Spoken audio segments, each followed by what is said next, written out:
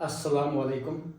आज का जो टॉपिक है वो आज मैं अपना जो वीडियोग्राफर है मेरा बेटा अदनान खान, इसको मैंने साथ में इंक्लूड इसलिए करके रखा हुआ है कि हम एक टॉपिक के ऊपर डिस्कस करेंगे। ये है यूरिन पास करना, यानी कि हमें अपना जो हैबिट्स जो हैं पेशाब करने के उसके हैबिट्स के ऊपर स्टडी करना है। हम कहाँ पे फॉल्ट हैं, कहाँ पे हमें कुछ नॉलेज चाहिए। यूरिन पास करना भी एक टैलेंट है क्या? जैसे आपका जब बच्चा पैदा होता है तकरीबन 24 घंटे के अंदर अंदर अगर उसने पेशाब पास नहीं किया तो उसका मतलब है कुछ ना कुछ उसको यूरिनरी सिस्टम में कुछ ना कुछ ऑब्स्ट्रक्शन है या प्रॉब्लम है।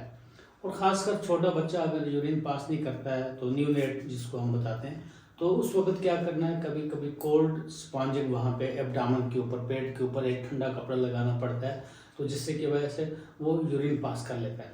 कभी कभी क्या होता है, सर्कमसिजन करने के बाद कई बच्चों को यूरिन पास नहीं होता है, तो उस टाइम हम डॉक्टर्स लोग उनको ऐसे गाइड करते हैं कि साइकोलॉजिकली क्या ले जाते हैं कि ताकि उनको बोलते हैं आप बाथरूम में ले जाओ या वॉशरूम में ले जाओ, नल का ऑन करो तो वहाँ पानी का दार फास्ट कर दो, तो बच्चा देखते देखते अपना यूरिन पास करना स्टार्ट कर देता है। ये अल्लाह ताला की तरफ से एक ऐसी चीज़ें हैं, इनकी नॉलेज हमें ज़रूरी है कि एक आर्ट है यूरिन पास करना भी। जब छोटा बच्चा पैदा होता है उसके यूरिनरी ब्लैडर की कैपेसिटी कुछ 10 ml से लेकर 30 ml तक होती है। यूरिनरी ब्लैडर जिसमें पेशाब जमा होता है, किडनीज में फिल्ट्रेशन होता है, 1200 ml ब्लड फ्लो किडनीज में एट ए टाइम एडल्ट में होता है फ्लो करना, और किडनीज का काम फिल्ट्रेशन वगैरह करके यूरिन फॉर्मेशन करना। यूरिन किडनी से बनता है, निकलता है, उसके बाद यूरोट्रस के बाद आता है ब्लैडर में, यूरिनरी ब्लैडर में। अब यूरिनरी ब्लैडर का जो थोड़ा जो बच्चा बड़ा हो जाता है उसकी कैपेसिटी यूरिनरी ब्लैडर की तकरीबन 100 ml हो जाती है, फिर 150 ml हो जाती है। इस तरीके से करते करते 200 से 300 ml तक हो जाती है। अब ऐसा है कि अडल्ट्स में जो है यूरिनरी ब्लैडर की जो कैपेसिटी होती है बड़ों में तकरीबन औरतों में 500 ml तक कैपेसिटी होती है और मर्दों में 700 ml कैपेसिटी होती है। हमने एक इंटरनेट पे मैं एक स्टडी कर रहा था कि मैक्सिमम यूरिनरी ब्लैडर की जो कैपेसिटी है, या यूरिनरी ब्लैडर एक डिस्टेंसिबल ऑर्गन है, यानी कि एकोमोडेट कर सकता है, बहुत सारा यूरिन भी एकोमोडेट कर सकता है। मैं एक जगह स्टडी कर रहा था कि 6000 ml तक भी यूरिन जमा कर सकता है इतना, और कभी तो कम 1000 ml से भी यूरिनरी ब्लैडर में तकरीबन बर्स्ट हो सकता है। तो वो अलग बातें हैं। यूरोडायनेमिक्स एक स्टडीज होती है जिसमें यूरिन का पीक कितना होता है, यूरिन फ्लो रेट कितना होता है, डिस्टेंसिबिलिटी, मसल्स ऑफ द ये जो ब्लैडर हैं वो कितने एक्टिविटीज़ काम कर रहे हैं, ट्राइगोन वगैरह, ड्यूट्रोसल मसल एक्टिविटीज़ क्या है, यूरोडायनेमिक्स है, कुछ मैनोमेट्रिक वगैरह के टेस्ट होते हैं, पीक यूरिन कितना होता है, ऐसी कुछ चीज़ें हमें मतलब ये है। यूरोडायनेमिक स्टडीज़ जो होते हैं, यूरोलॉजिस्ट के ऑब्जर्वेशन में एक टेक्निकल पर्सन होता है जो यूरोडायनेमिक्स करते हैं, तो उसमें ग्राफिक प्रेजेंटेशन हो जाती है। यूरिनरी ब्लैडर में जो नॉर्मल कैपेसिटी है उसके डिफरेंट में एज में डिफरेंट होती है। इस तरीके से मान लीजिए अगर किसी को ब्लैडर नेक ऑब्स्ट्रक्शन है, यूरिनरी ब्लैडर के आगे रुकावट है, या किसी को प्रोस्टेट इनलार्ज हो जाती है, वहाँ पे जो पेशाब की जो दार होती है वो स्लो हो जाती है, पतली हो जाती है, वो देखना है क्या वजह है। यूरिनरी ब्लैडर जो है वो कम्प्लीटली कभी भी खाली नहीं हो सकता है। जब भी यूरिन पास करते हैं तो तकरीबन कुछ ना कुछ यूरिन वहाँ रह सकता है, 5 ml 10 ml तक ठीक है, लेकिन 100 ml है तो ओल्ड एज में चलेगा। लेकिन 200 ml से ज़्यादा अगर पेशाब वहाँ पे पोस्ट मैच्योरेशन या पोस्ट वाइडिंग यूरिन जो है और रेजिडुअल यूरिन जो है वहाँ तकरीबन 200 ml अगर ज़्यादा होगा तो उसका मतलब है ऑब्स्ट्रक्शन है, उसका मतलब प्रोस्टेट रिलेटेड कुछ इश्यूज हैं। सो इट डिपेंड करता है, अल्ट्रासाउंड पे डायग्नोज होता है कि प्री वाइडल यानी कि ब्लड प्री वाइडल यूरिन कितना है, यूरिनरी ब्लैडर में कितनी कैपेसिटी जमा कर सकते हैं। रेडियोलॉजिस्ट होते हैं या सोनोलॉजिस्ट होते हैं, वो पेशेंट को बोलते हैं आप यूरिन पास करके आओ, तो ब्लैडर एम्प्टी करके जब आते हैं तो उसके बाद वहाँ पे जो यूरिन देखा जाता है उनमें मेजरमेंट करते हैं। सो अगर 200 ml से ज़्यादा है तो उसका मतलब ऑब्स्ट्रक्शन है, कुछ प्रॉब्लम है। साइमल्टेनियसली प्रोस्टेट रिलेटेड इश्यूज होते हैं।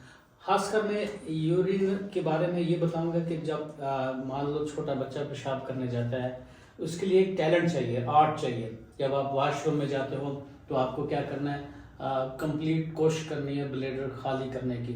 जब आपको पेशाब आने का ये आ गया, माइंड में लगा कि मुझे यूरिन आ गया है, तो हमें उसी टाइम जाना है, यूरिन पास करना है। हम उसको पोस्टपोन नहीं करना चाहिए।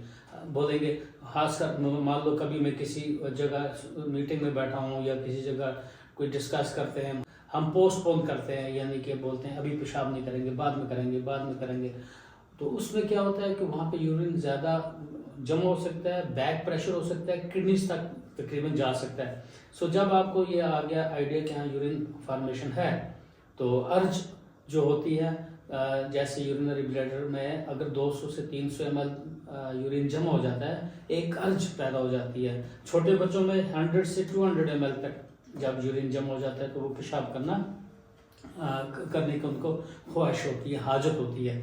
सो इम्पॉर्टेंट है कि रुकावट नहीं करना है। मान लो कि एक दफ़ा क्या करना, आपको कभी कभी आपने नाड़ा बांधा या जिप बांधी, जिप बांधने के बाद, पैंट की जिप बांधने के बाद आपको फिर कतरे कतरे पेशाब आ जाता है, वो नहीं। उसका मतलब है जब आप पेशाब करते हो आपका कंसंट्रेशन पावर वहाँ रखना है, पूरा तवज्जो रखनी है कि आपने यूरिन ठीक तरह से पास करना है। उस टाइम आपकी जो पेल्विक मसल्स होती हैं, नीचे की जो मसल्स, उनको रिलैक्स रखना है, जोर नहीं लगाना है, पेट का जोर नहीं लगाना है, खुद नॉर्मल तरीके से यूरिन पास होना चाहिए। तो ये वरना वहाँ पे यूरिन रहेगा। और देखिए इम्पॉर्टेंट चीज़ है, जब हर आदमी को तकरीबन 2-2 घंटे के बाद एक शख्स यूरिन पास करता है, 2 से 3 घंटे के अंदर अंदर पेशाब पास करता है।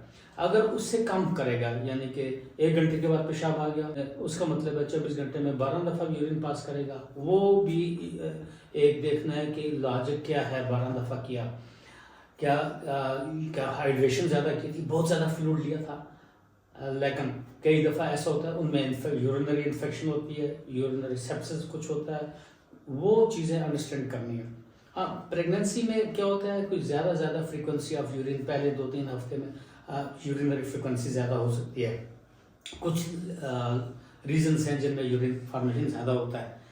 तो अदनान साहब को मेरे साथ बैठाने का मकसद ये है कि जब हम यूरिन पास करेंगे, ये एक टैलेंट है कि हमें अच्छे तरीके से ब्लैडर वाइड करना चाहिए, खाली करके फिर अपना कई दफ़ा लोग उसी टाइम टिश्यू पेपर यूज़ करते हैं, कोई लोग बिल्कुल अस्तंजा करते हैं, सफाई कर लेते हैं, पेशाब के एरिया साफ़ कर लेते हैं। ये सब के लिए, ये मेरे लिए है, आपके लिए। कई लोग अस्तंजा करते हैं, अस्तंजा करने के बाद क्या होता है, कई दफ़ा दोबारा ड्रिबलिंग होती है। क्या वो फॉल्टी टेक्निक तो नहीं है, वो यूरिन पास करने का फॉल्टी टेक्निक तो नहीं है, उसको ठीक करना है। तो वो थोड़ी चीज़ें रेक्टिफिकेशन आपको हमें करनी चाहिए। एक कंडीशन होती है, उसको बोलते हैं यूरिनरी इनकॉन्टिनेंस, कि पेशाब निकल जाना खांसी करने के साथ, ज़ोर से स्ट्रेनिंग करने के साथ, कभी लाफ करने से पेशाब निकल सकता है। That's called incontinence of urine. वो स्ट्रेस इनकॉन्टिनेंस होती है, ओवरफ्लो इनकॉन्टिनेंस होती है, अर्ज इनकॉन्टिनेंस होती है, या ओवरफ्लो इनकॉन्टिनेंस होती है, या फंक्शनल डिसऑर्डर्स होते हैं, तो पेशाब निकल जाना। ओल्ड एज में तो क्या होता है, यूरिनरी ब्लैडर की जो मसल्स वगैरह होती हैं वो डिस्टेंसिबल नहीं होती हैं। ओल्ड एज में फ्रीक्वेंसी ऑफ यूरिन ज़्यादा हो सकती है। छोटी उम्र में तकरीबन इन चीज़ों का इतना इफेक्ट नहीं पड़ेगा। ये चीज़ें अवेयरनेस के लिए मैं बोल रहा हूँ, ताकि हमें आपस में भी अंडरस्टैंडिंग रहे, क्योंकि ये paediatric urologist, adult urologist, paediatric nephrologist, adult nephrologist, ये उनकी सपोर्ट की ज़रूरत होती है कि हाँ, हमें उनसे सीखना पड़ता है कि किस तरीके से ये चीज़ें हमें अंडरस्टैंड करके रखनी चाहिए। अपनी डेली एक्टिविटीज़ ऑफ लिविंग में ही आता है यूरिन पास करना, स्टूल पास करना। दैट्स व्हाट हमने इसको डिस्कस करने की कोशिश की है। मुझे लगता है हमने काफ़ी चीज़ें डिस्कस की। इसके अलावा मैं बताऊंगा यूरिनरी फ्रीक्वेंसी, यानी कि फ्रीक्वेंट बार बार यूरिन आना। वो देखना, अगर हर घंटे के बाद यूरिन आ रहा है तो यूरिनरी फ्रिक्वेंसी ज़्यादा है, हो सकता है वो यूटीआई होगा। आपको अपने पेरेंट्स को, माँ बाप को, बहन भाइयों को बोलना है ये बड़ा प्रॉब्लम है, एजुकेट करना, उनको बोलना है ये इशू है कि मुझे एक घंटे बाद पेशाब आ रहा है। हाँ, 2 घंटे बाद आ रहा है तकरीबन वो चलेगा। ये हो गया फ्रीक्वेंसी। अर्जेंसी हो गया, आपको रोक नहीं सकते हो, पेशाब आता है जल्दी जल्दी दौड़ना है वॉशरूम में, वो भी देखना वो उसकी अर्जेंसी की वजह क्या है। एट द एंड हमने ये कंक्लूजन बताना चाहते हैं कि एक शख्स को 2-2 घंटे के बाद अगर यूरिन पास करेगा दैट्स ओके। अगर 2 घंटे से पहले यूरिन पास करेगा तो देखना वहाँ पे कुछ फॉल्ट है, वो उनको रेक्टिफाई करना है, देखना कहाँ पे क्या मसला है ना।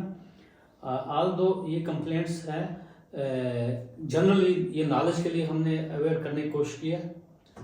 6 से 8 घंटे तक अगर यूरिन पास किया तो वो ठीक है। 8 से 12 दफ़ा अगर पेशाब पास करते हैं तो उसका मतलब है कुछ रेक्टिफिकेशन की ज़रूरत है। पेशाब करने के बाद अगर पेशाब वहाँ पे ड्रिबलिंग हो जाती है, कतरे कतरे आता है, उसका मतलब है कि प्रोस्टेट रिलेटेड इश्यूज़ हैं। हाल दो यूरोलॉजी जो है एक वास्ट ब्रांच है और हमने थोड़ा सा इसको टच किया है कुछ चीज़ों के बारे में ताकि एक जानकारी हमें रहे, ताकि हम अपना ये जो टॉयलेट ट्रेनिंग का जो सिस्टम है और ये अप्रोप्रिएट रखें, यानी कि यूरिन के बारे में कि पैसेज कैसे करना है, कितना टाइम में। कई दफ़ा हम पोस्टपोन करते जाते हैं, फिर अर्जेंसी होती है। पहले आपको कहीं देख के रखना चाहिए टॉयलेट कहाँ पे है, लेबॉर्ट्री कहाँ पे है, यूरिन कहाँ पास करना चाहिए, तो जहाँ पे भी फैसिलिटीज़ है उनका माइंड में रखना चाहिए। अगर आप नियर बाई किसी ऐसी जगह चले गए तो मोस्ट इम्पॉर्टेंट है हैंड वॉश करना। यूरिन पास करने के बाद हैंड वॉश करना ज़रूरी है। क्या क्या करना चाहिए यूरिन पास करने के बाद?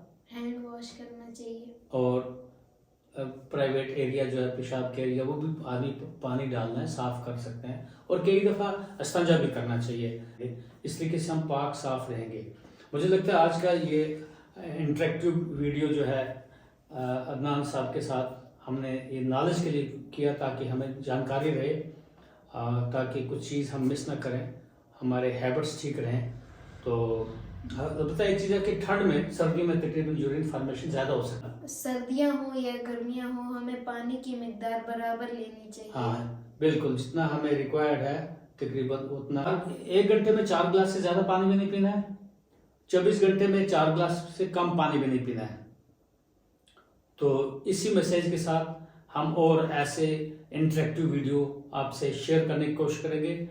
उम्मीद है ये चीज़ें आप पॉजिटिवली लेंगे और इनसे कुछ ना कुछ हमें अवेयरनेस बढ़ती जाएगी। अल्लाह ब्लेस यू ऑल। शुक्रिया आपने अब हमें बर्दाश्त करने का, ये ऑडियो वीडियो सुनने का, और हमारे चैनल को सब्सक्राइब भी कर रहे हो आप बोलिए अदनान साहब। हमारे चैनल को सब्सक्राइब कर देना और वीडियो को लाइक कर देना, बेल आइकन दबाना चाहिए। मुझे भी लगता है लोगों को इतने फुर्सत नहीं है, अपने रूटीन एक्टिविटीज़ में इतने काम होते हैं और बिजी होते हैं लोग। एवं कई लोग तो क्या होता है, मैं बोलूँगा पेशाब करने के लोगों को फुर्सत नहीं होती है, this is fact. Urine pass करने की टाइम नहीं मिलता है, पोस्टपोन करते हैं। कल यूटीआई होता है, कल इन्फेक्शन होता है। फीमेल्स का यूरिथ्रा बहुत छोटा होता है, मेल्स का यूरिथ्रा थोड़ा लैंग होता है। फीमेल्स में ज़्यादा इन्फेक्शन और यूटीआई वगैरह होती हैं।